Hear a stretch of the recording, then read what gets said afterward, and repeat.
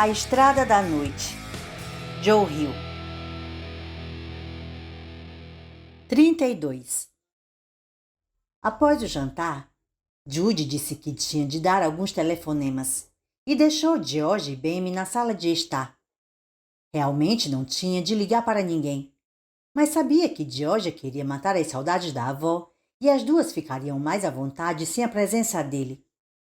Contudo, assim que se viu na cozinha com um novo copo de limonada na sua frente e nada com o que se ocupar, acabou levando a mão ao telefone. Discou o número do escritório para pegar suas mensagens. Parecia estranho estar ocupado com um ato cotidiano tão banal depois de tudo que tinha acontecido naquele dia. Desde o enfrentamento com Craddock no Dennis ao encontro com Anna no quarto de Georgia. Judy se sentia desconectado do homem que fora antes de ver pela primeira vez o morto. Sua carreira, sua vida, tanto o negócio como a arte que o haviam preocupado por mais de 30 anos pareciam assuntos sem grande importância. Discou o telefone, observando sua mão como se ela pertencesse a outra pessoa, sentindo-se um espectador passivo de ações de um personagem numa peça, um ator representando a si próprio. Tinha 5 mensagens à sua espera. A primeira era Herbie Gross, seu contador e gerente comercial. A voz de Herbie, geralmente pastosa e convencida, gravara a mensagem trêmula de emoção. Acabei de saber por Shreve que Daniel Walton foi encontrado morto em seu apartamento hoje de manhã. Ao que parece, ele se enforcou. Estamos todos consternados aqui, como você pode imaginar. Será que você poderia me ligar quando receber esta mensagem? Não sei onde você está. Ninguém sabe. Obrigado. Havia a mensagem de um tal de agente Bean, dizendo que a polícia de Pycliffe estava tentando fazer contato com Judy, com quem tinha um assunto importante a tratar. Ele pedia que Judy retornasse a ligação. Havia uma mensagem de Shreve, sua advogada, dizendo que estava cuidando de tudo, que a polícia queria pegar seu depoimento sobre Danny e que ele deveria ligar assim que pudesse. A mensagem seguinte era de Jerome Presley, que morrera 4 anos atrás após ter jogado seu poste num salgueiro chorão a mais de 140 km/h. Ei, Jude, acho que estamos conseguindo juntar a banda de novo, hein? John Bonham na bateria, Joey Ramone nos vocais de apoio. Ele riu. Depois continuou no seu familiar tom arrastado, fatigado. A voz de Jerome sempre fizera Judy se lembrar do comediante Steve Wright. Sei que agora está dirigindo um Mustang envenenado. Esse foi um ponto que sempre tivemos em comum, Judy.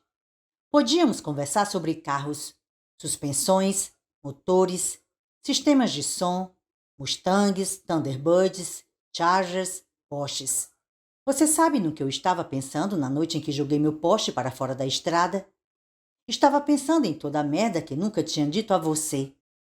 Toda a merda sobre a qual não conversávamos. Por exemplo, como você me fez ficar viciado em coca e, de repente, ficou careta e teve coragem de vir me dizer que, se eu não fizesse o mesmo, você ia me chutar da banda.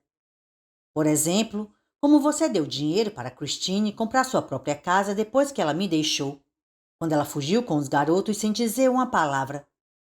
Como você lhe deu dinheiro para arrumar um advogado. Sua lealdade foi incrível. Ou como você não me deu a simples porra de um dinheiro emprestado quando eu estava perdendo tudo. A casa, os carros. E, no entanto, eu o deixei dormir na cama do meu porão quando você saltou do ônibus que vinha da Louisiana e não tinha nem $30 no bolso. Jerome tornou a rir, seu riso áspero, corrosivo de fumante. Bem, em breve vamos ter a chance de finalmente conversar sobre todas essas coisas. Acho que vou vê-lo logo logo. Sei que agora você está na estrada da noite. Sei aonde a estrada leva. Direto para a porra de uma árvore. Eles me tiraram dos galhos, você sabe, excluindo as partes que deixei no para-brisa. Sinto sua falta, Judy. Estou ansioso para pôr meus braços em volta de você. Vamos cantar exatamente como nos velhos tempos. Aqui todo mundo canta. Após algum tempo, a coisa soa mais ou menos como um grito. Escute só. Escute, vai poder ouvi-los gritar. O barulho era ensurdecedor quando Jerome tirou o fone do ouvido e esticou-o para que Judy pudesse escutar. O que veio pela linha foi um som como Judy jamais ouvira. Algo estranho e horrível, como um zumbido de moscas amplificado uma centena de vezes, somado a pancadas e guinchos de uma máquina. Uma prensa a vapor martelando e fervilhando. Escutando com cuidado, era possível discernir palavras em meio àquele rumor de moscas. Eram vozes humanas, chamando pela mãe, pedindo para aquilo parar. Judy ia apagar a mensagem seguinte, esperando outra pessoa morta. Mas era um telefonema da acompanhante do pai, Arlene Wade. Ela estava tão fora de seus pensamentos que Judy demorou alguns momentos até ser capaz de identificar o velho e desafinado tom de voz. Quando conseguiu, a breve mensagem estava quase concluída. Alô, Justin, sou eu. Queria colocá-lo a par do estado de seu pai. Ele está inconsciente há 36 horas. O coração bate aos arrancos. Achei que ia querer saber. Ele não está sofrendo. Ligue se quiser. Depois de desligar, Judy se inclinou sobre a bancada da cozinha, contemplando a noite. Tinha as mangas da camisa arregaçadas até os cotovelos. A janela estava aberta. A brisa que flutuava batia fria na sua pele e vinha cheia de aroma do jardim florido. Rãs coachavam. Judy pôde ver mentalmente o pai. O velho estendido em seu catre estreito, magricela, esgotado, o queixo coberto dos pelos brancos de uma barba suja, as têmporas afundadas e esbranquiçadas.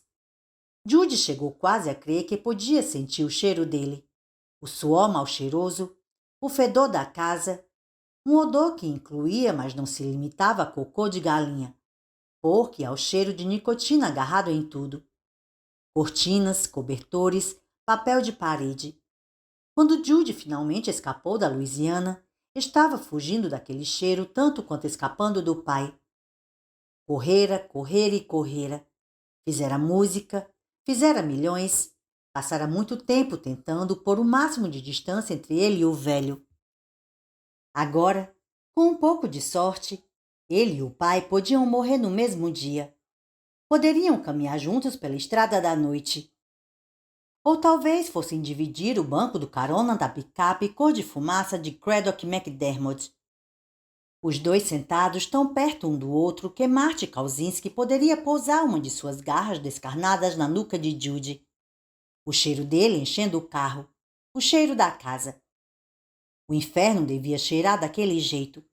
E rodariam juntos para lá, pai e filho, acompanhados por aquele pavoroso chofé com o cabelo prateado cortado à escovinha, o paletó de Johnny Cash e o rádio ligado no comentarista conservador Rush Limbaugh. Se o inferno fosse alguma coisa, seria conversa de rádio e família. Na sala de estar, Ben me fazia algum comentário num murmúrio baixo, em tom de fofoca. Georgia ria. Judy inclinou a cabeça para o som e pouco depois se surpreendeu ao ver-se sorrindo numa reação automática. Não entendia como Georgia podia estar às gargalhadas diante de todos os problemas que enfrentavam e depois de tudo que tinham visto.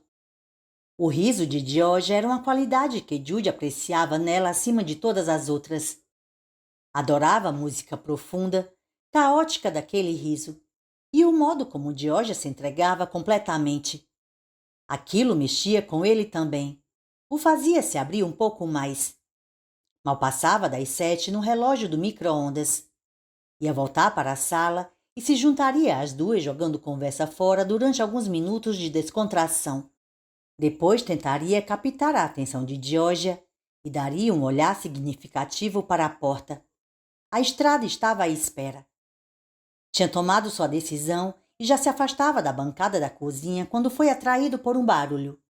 Um canto desafinado, mas num ritmo. Bye, bye, bye, Bi. Ele se virou e deu uma olhada no quintal atrás da casa. O recanto mais distante do quintal era iluminado por um poste que ficava numa viela. lançando uma luz azulada através da cerca de madeira e do grande e frondoso carvalho com a corda pendurada num galho. Havia uma menininha debaixo da árvore, agachada na grama. Uma criança de talvez uns 6 ou 7 anos. Usava um vestido simples, de xadrez vermelho e branco, e seu cabelo preto estava preso num rabo de cavalo. Cantava sozinha uma velha canção de Dimarte que dizia que estava na hora de pegar a estrada para a terra do faz de conta. Ela colheu um dente de leão, respirou fundo e soprou. Os paraquedas de semente se fragmentaram, uma centena de guarda-chuvas brancos que flutuavam, esvoaçando na escuridão. Teria sido impossível vê-los se não fossem ligeiramente luminosos, pairando nos ares como improváveis centelhas esbranquiçadas. De cabeça erguida, ela quase parecia estar olhando diretamente para Judy pela janela. Era, no entanto, difícil ter certeza. Os olhos da menina estavam cobertos por marcas negras que se agitavam na frente deles. Era Ruth. O nome dela era Ruth. Era a irmã gêmea de Bemi. Aqui desaparecera nos anos 1950. Os pais haviam chamado as duas para o almoço. Bemi fora correndo, mas Ruth havia se demorado no quintal e aquela fora a última vez que alguém a tinha visto, com vida. Judy abriu a boca para dizer o que ele não sabe, mas não conseguiu falar. O ar entrou em seu peito e ficou lá. Ruth parou de cantar e a noite ficou silenciosa, agora sem barulho algum, nem mesmo de rãs ou de insetos. A menininha virou a cabeça para dar uma olhada na viela atrás da casa. Sorriu e a mão se agitou num breve aceno, como se ela tivesse acabado de ver alguém parado lá. Alguém que conhecia. Alguém amistoso da vizinhança. Só que não havia ninguém na ruela. Havia páginas velhas de um jornal grudadas no chão, vidros quebrados, mato crescendo entre as lajotas. Ruth saiu de sua posição agachada e caminhou devagar para a cerca, os lábios se movendo, conversando silenciosamente com uma pessoa que não estava lá. Quando Judy deixou de ouvir a sua voz, quando ela parou de cantar. À medida que Ruth se aproximava da cerca, Judy sentiu um alarme crescente, como se estivesse vendo uma criança prestes a se atirar no meio de uma rodovia movimentada. Queria chamá-la, mas não conseguia. Não conseguia sequer respirar. Lembrou-se então do que Georgia tinha lhe contado, que as pessoas que viam a pequena Ruth sempre queriam chamá-la, adverti-la de que estava em perigo, mandar que corresse, mas ninguém conseguia fazer isso. Todos ficavam assustados demais com a visão da menina para falar. Um pensamento brotou. O pensamento repentino, absurdo de que ali estava cada garota que Judy conhecera e que não fora capaz de ajudar. Ela era, ao mesmo tempo, Anne Diogia. Se pudesse ao menos falar o nome dela, atrair sua atenção, fazer um sinal para alertá-la de que estava numa encrenca, tudo seria possível. Ele e Diogia também poderiam derrotar o homem morto, sobrevivendo à situação impossível em que haviam se metido. E, no entanto, Judy não conseguia encontrar sua voz. Era enlouquecedor ficar ali parado olhando e não ser capaz de falar. Bateu com a mão enfaixada, machucada na bancada. Sentiu uma pontada de dor percorrer o ferimento em sua mão. Mesmo assim, não conseguiu forçar nenhum som a atravessar a passagem apertada da garganta. Agnes estava ao seu lado e pulou quando Judy bateu na bancada. Levantando o focinho, lambeu nervosamente o punho de Judy. O afago rude e quente da língua de Agnes em sua pele nua o sobressaltou. Era imediato, real, e o arrancou de sua paralisia tão rápido e abruptamente quanto o riso de Diógenes o fizera sair, alguns momentos atrás, de uma sensação de desespero. Os pulmões sorveram um pouco de ar e ele chamou pela janela. Ruth! Gritou. E ela virou a cabeça. Tinha ouvido. Tinha ouvido. Saia daí, Ruth. Corra para casa. Agora mesmo. Ruth tornou a olhar de relance para a viela deserta, escura. e então deu um primeiro passo sem equilíbrio. Um primeiro passo de recuo em direção à casa. Antes, no entanto, que pudesse chegar mais longe, seu braço magro e branco se ergueu, como se houvesse uma linha invisível amarrada em seu pulso esquerdo e alguém a estivesse puxando. Só que não era uma linha invisível. Era uma mão invisível. E no instante seguinte, a menina foi suspensa do solo, puxada para cima por alguém que não estava lá. As pernas compridas e magricelas se debatiam indefesas e uma de suas sandálias voou, desaparecendo no escuro. Ela resistia, lutava, suspensa a mais de meio metro, e era resolutamente arrastada. Quando foi levada por forças invisíveis sobre a cerca de madeira, seu rosto se virou para Jude, desamparada e suplicante. As marcas diante dos olhos rasurando o olhar de desespero. Ruth! Tornou ele a gritar. A voz poderosa como era no palco, quando gritava para suas multidões. Ela começou a desaparecer aos poucos enquanto era puxada para a viela. Agora seu vestido era xadrez cinza e branco. Seu cabelo era da cor prata da lua. A outra sandália caiu, bateu numa poça d'água e desapareceu, embora ondas continuassem a se mover pela água rasa e barrenta, como se a sandália tivesse caído, de modo pouco plausível, diretamente do passado para o presente. A boca de Ruth estava aberta, mas ela não conseguia gritar. E Jude não sabia por quê. Talvez a coisa invisível que a estava levando tivesse colocado a mão sobre sua boca. Ela passou sob o brilhante clarão azul do poste e sumiu.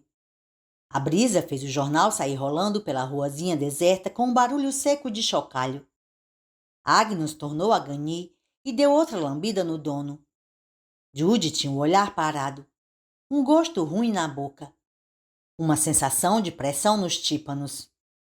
Jude, murmurou George atrás dele. Ele observou o reflexo dela na janela sobre a pia. Marcas negras dançavam na frente dos olhos de Georgia. Estavam também em seus olhos. Estavam ambos mortos. Simplesmente ainda não tinham parado de se mexer.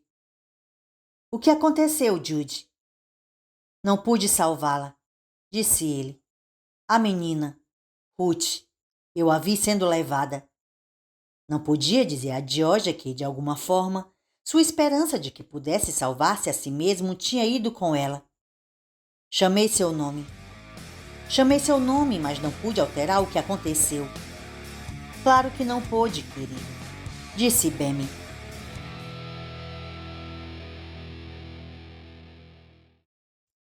(33) Jude girou na direção de George e Bemi.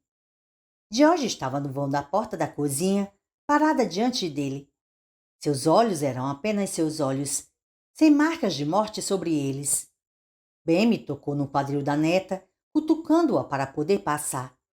Entrou na cozinha e se aproximou de Jude. Conhece a história de Ruth? Embi lhe contou? Ela me disse que a irmã da senhora foi raptada quando vocês eram pequenas. Disse que às vezes as pessoas a veem no quintal sendo novamente agarrada. Mas ver com os próprios olhos é incrível. Ouvi-a cantar. Vi quando foi levada. Bemi pôs a mão no pulso dele. Não quer se sentar? Ele balançou negativamente a cabeça. Sabe por que ela continua voltando? Perguntou Bemi. Por que as pessoas a veem? Porque os piores momentos da vida de Ruth aconteceram neste quintal, enquanto estavam todos sentados aqui, almoçando. Ela estava sozinha, assustada, e ninguém viu quando ela foi levada. Ninguém ouviu quando parou de cantar. Deve ter sido realmente uma coisa terrível. Sempre achei que, quando algo realmente ruim acontece a alguém, os outros têm de saber. As pessoas não podem ser como uma árvore caindo nos bosques sem ninguém para ouvir a queda. Posso pelo menos dar mais alguma coisa para você beber? Só então ele reparou que sua boca estava desagradavelmente seca. Aceitou com um aceno de cabeça. Ela pegou a jarra de limonada, agora quase vazia, e derramou o que sobrara no copo dele. Eu sempre achei, disse Bem enquanto servia, que se alguém conseguisse falar com Ruth, tiraria um peso de cima dela. Sempre achei que, se alguém conseguisse fazer com que ela se sentisse menos sozinha naqueles últimos minutos, isso poderia libertá-la. Bem inclinou a cabeça para o lado. Um curioso gesto interrogatório que Judy vira George executar 1 milhão de vezes. Sem saber, você pode ter feito algum bem a ela, só por chamá-la pelo nome. Mas o que eu fiz? Ela continuou sendo levada. Judy esvaziou o copo num trago e pousou-o na pia. Bem estava bem ao lado dele, e o tom foi ao mesmo tempo gentil e clemente. Eu nunca pensei por um momento sequer que alguém pudesse alterar o que aconteceu a Ruth. E está feito. O passado já foi. Fique esta noite, Judy. A última frase foi tão absolutamente sem relação com aquela que a precedera que Judy precisou de um momento para entender que Bem acabara de lhe fazer um convite. Não posso, disse Judy. Por quê? Porque qualquer um que lhes oferecesse ajuda ficaria infectado com a morte que havia neles. Quem sabe até que ponto teriam posto em risco a vida de Bem só naquela visita de algumas horas. Pois ele e George já estavam mortos, e os mortos arrastavam os vivos para baixo. Porque não é seguro, disse ele por fim. Pelo menos aquilo era sincero. A testa de Bem franziu, afundada em pensamentos. Judy percebeu como ela procurava as palavras certas para quebrar sua resistência, para forçá-lo a falar sobre a situação em que estavam metidos. Enquanto ela pensava, George avançou pela cozinha, quase na ponta dos pés, como se tivesse medo de fazer algum barulho. Bom ia em seus calcanhares, olhando atenta para eles com um ar de idiota ansiedade. Nem todo fantasma é como sua irmã, Bem, disse Georgia. Alguns são realmente maus. Estamos tendo todo tipo de problema com pessoas mortas. Não peça a nenhum de nós para explicar. Só pareceria loucura. Seja como for, podem contar comigo. Deixe-me ajudar. Senhora Fordham, disse Judy, a senhora já foi generosa demais a nos receber. Obrigado pelo jantar. Georgia parou ao lado da avó. Puxou a manga de sua blusa e, quando Bem se virou, pôs os braços pálidos e magricelas em volta dela e abraçou-a com força.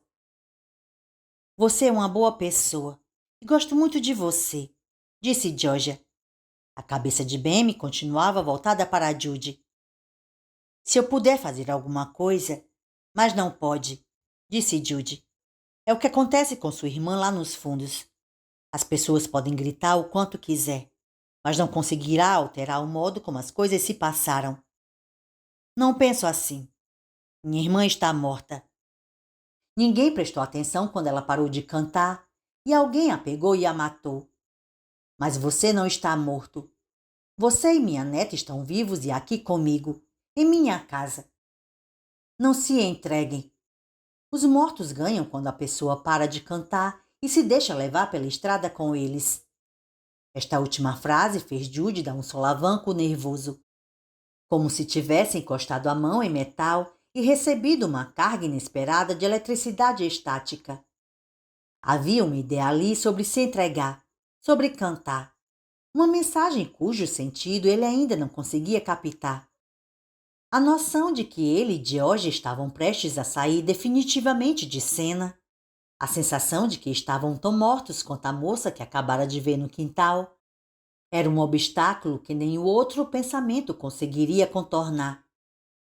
Georgia beijou a face de Bem uma vez e outra, beijos cheios de lágrimas, e por fim Bem se virou para olhá-la.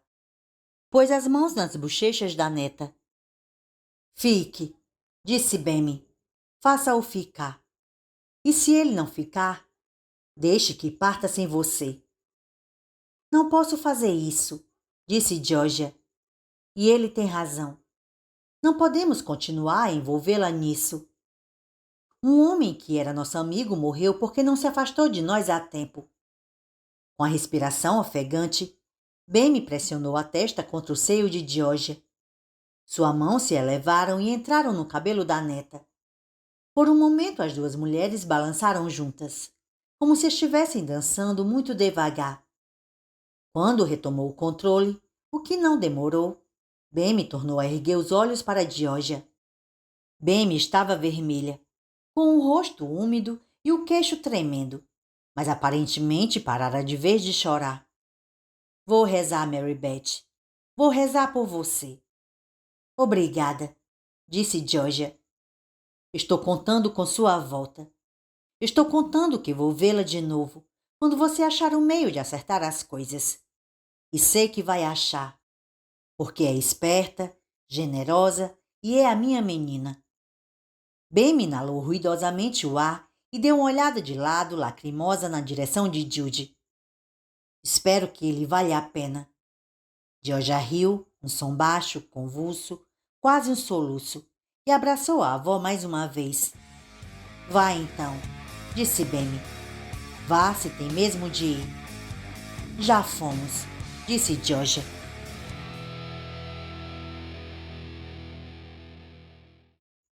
(34) Ele dirigia. As palmas das mãos estavam quentes e escorregadias no volante. O estômago dava voltas. Queria bater em alguma coisa com o punho. Queria dirigir a toda velocidade e fez isso, avançando pelas luzes amarelas quando elas já ficavam vermelhas.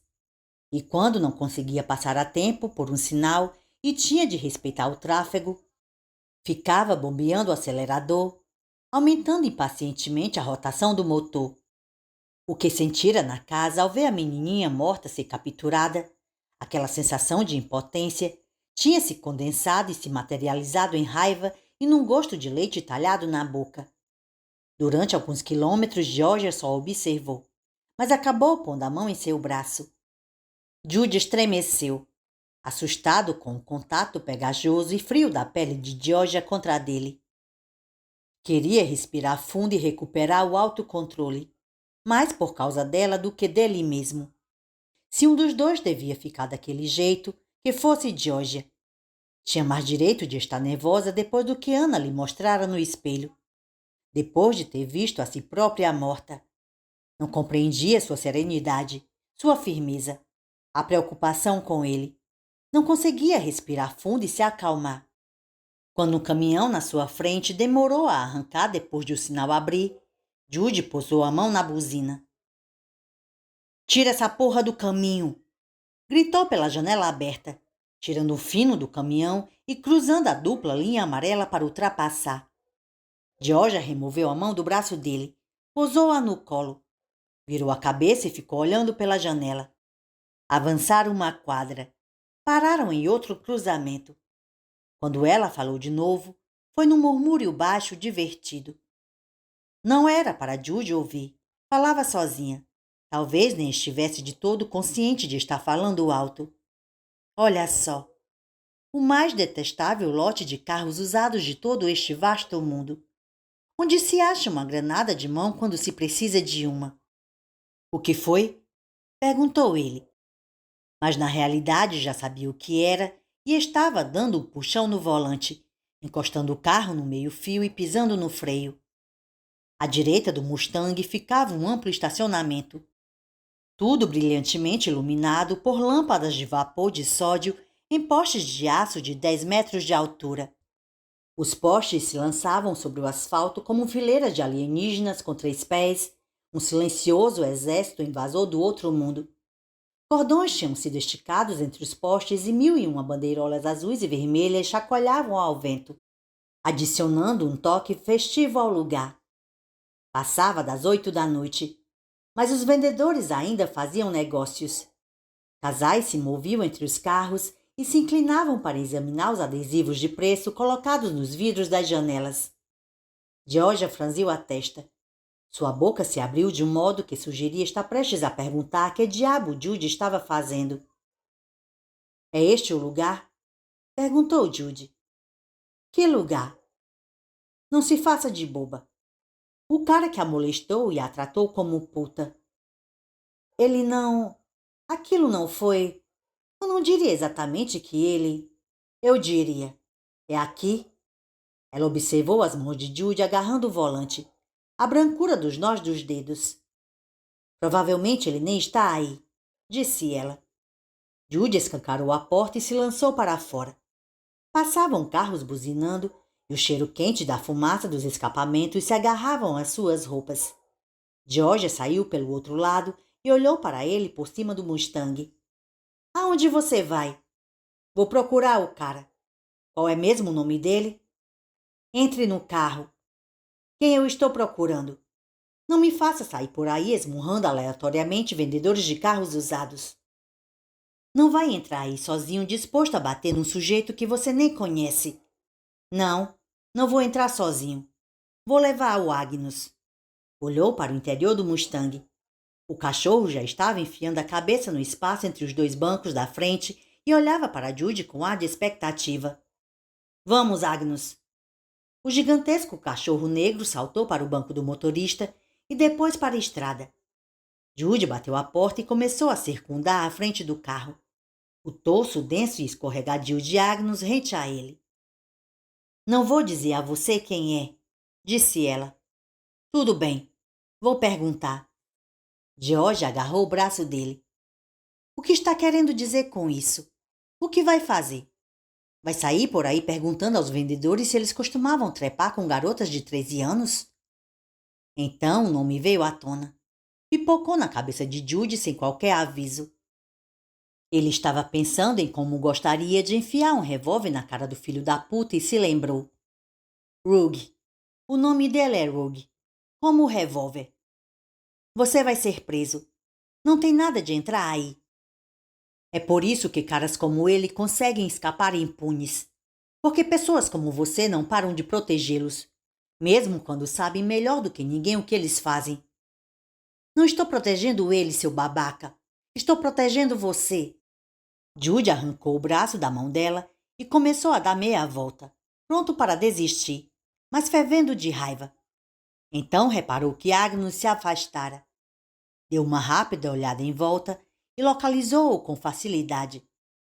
O cachorro estava no fundo do estacionamento de carros usados, trotando entre uma fileira de picapes.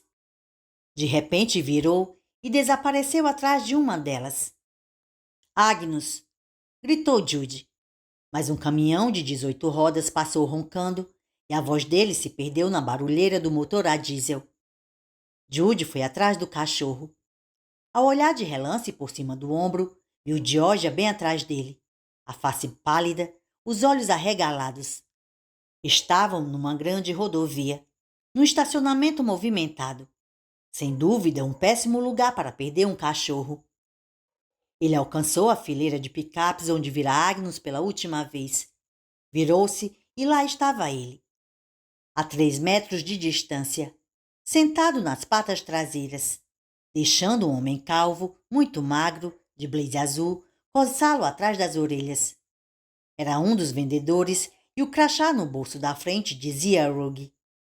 Ao seu lado estava uma família rechonchuda vestindo camisetas promocionais, as barrigas volumosas fazendo hora extra como cartazes de propaganda.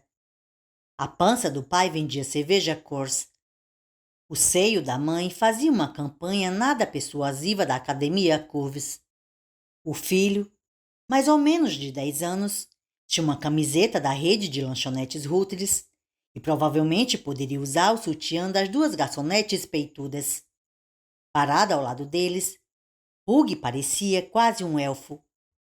Impressão que era realçada pelas delicadas sobrancelhas arqueadas e pelas orelhas pontudas, com lóbulos cobertos de penugem.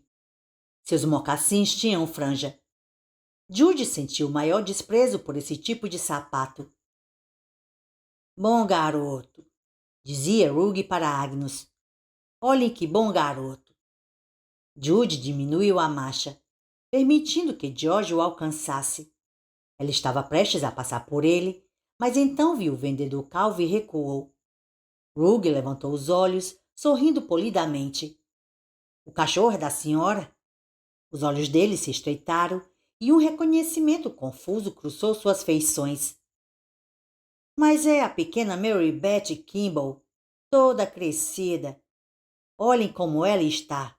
Veio nos visitar? Ouvi dizer que estava morando em Nova York. Georgia não respondeu. Olhou de lado para Jude, os olhos azuis brilhantes e chocados. Agnes os levara diretamente a Rugg, como se soubesse exatamente quem estavam procurando.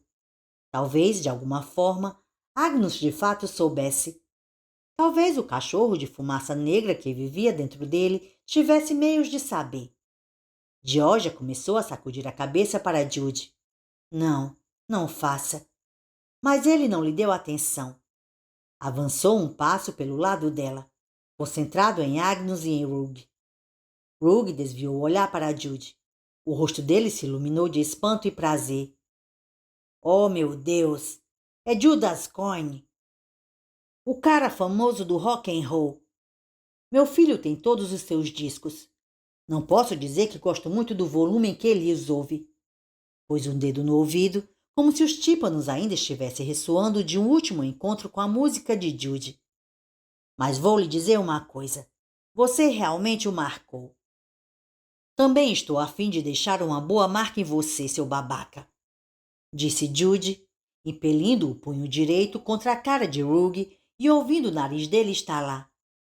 Rugg cambaleou, meio curvado sobre si mesmo, uma das mãos tampando o nariz. O casal corducho atrás dele se separou para deixá-lo tropeçar livremente.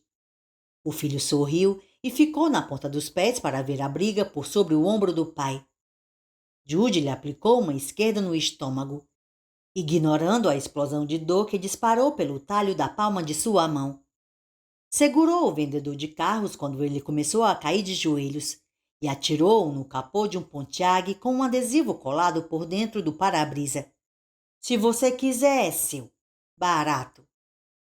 Rugg tentou se sentar, mas Jude o agarrou pelo meio das pernas. Encontrou o saco, apertou e sentiu a dura geleia das bolas se esmigalhar em seu punho. Rugg sentou-se bem reto e gritou, um escuro sangue arterial gotejando das narinas. A calça do vendedor estava arregaçada e Agnes pulou, rosnando, e cravou as mandíbulas no pé dele. Depois puxou, arrancando um dos mocassins. A mulher gorda cobriu os olhos, mas manteve 2 dedos separados para espreitar entre eles. Judy só teve tempo de dar mais 2 golpes antes de Georgia segurá-lo pelo cotovelo e puxar. A meio caminho do carro, ela começou a rir e assim que os dois se viram de novo sentados no Mustang, ela caiu sobre ele, mordiscando a ponta de sua orelha, beijando-o acima da barba, tremendo ao lado de seu corpo. Agnes continuava agarrada ao mocassim de Rugg, mas quando entraram na estrada, Georgia conseguiu que ele aceitasse trocá-lo por um biscoito. Então ela amarrou o sapato no retrovisor pelos cordões. Gosta? Perguntou ela. Melhor que os penduricalhos que a gente vê por aí, disse Jude.